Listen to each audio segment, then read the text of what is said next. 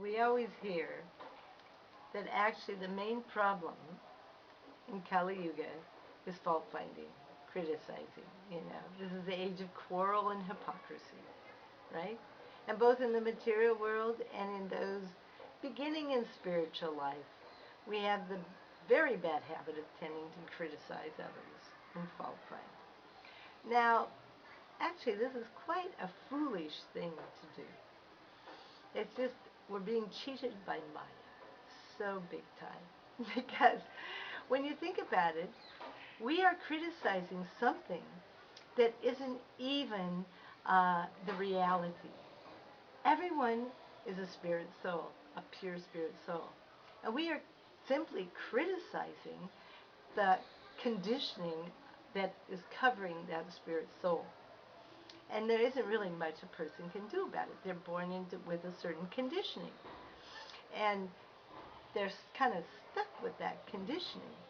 So, and also we have our conditioning, and we don't want anyone to criticize us for our conditioning, but we're certainly very happy to criticize others for their conditioning. But actually, it's not who I am, and it's not who they are. It's not even the reality.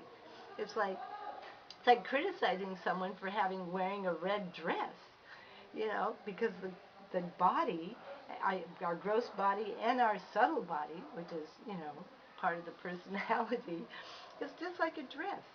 And so you criticize, oh, you have a red dress on. Someone would say, well, what's your problem? I like red, That's silly, you see, like that. So really, from that point of view, it's quite foolish that we're criticizing others for their conditioning, and also not wanting to be criticized ourselves in return. But also, what happens is when we criticize others, we make a bridge to that person, and then all their bad qualities come to us, and our good qualities go to them. So it's quite foolish in a second way, because then we're just getting all that person's bad qualities. So it's really quite foolish. It's just a waste of time, and it's just Maya's trick to try and keep us away, because her duty is to keep us deviated from Krishna, remembering Krishna and serving Krishna.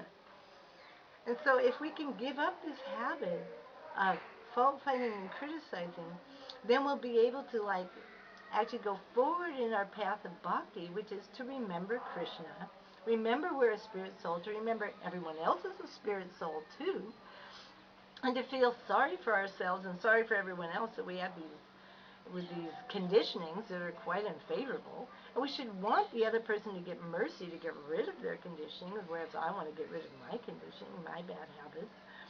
And especially for those sadhaks, those devotees who are new devotees, starting in the line of bhakti, that no one claims to be a pure devotee, and then we're criticizing them for having some fault. Well, that's really not fair, because they've come here to get purified, meaning they know that they have some problem, and then we're saying, oh, you have this problem. That's really not quite fair, you see, so it's not. So we should stop and look at this bad habit we have of criticizing and fault finding. It's not our position, really. It's quite foolish. And it only brings us misery, and it keeps us completely deviated from remembering Krishna and being happy. Because we just get agitated, we just get upset, and our mind goes over and over and over and over again, being completely disturbed about something that isn't even real, about somebody having a red dress instead of a green dress. I like green better than red. That's how foolish it is. And we're letting ourselves get so disturbed by this. Isn't it so foolish? So foolish. Maya's trick.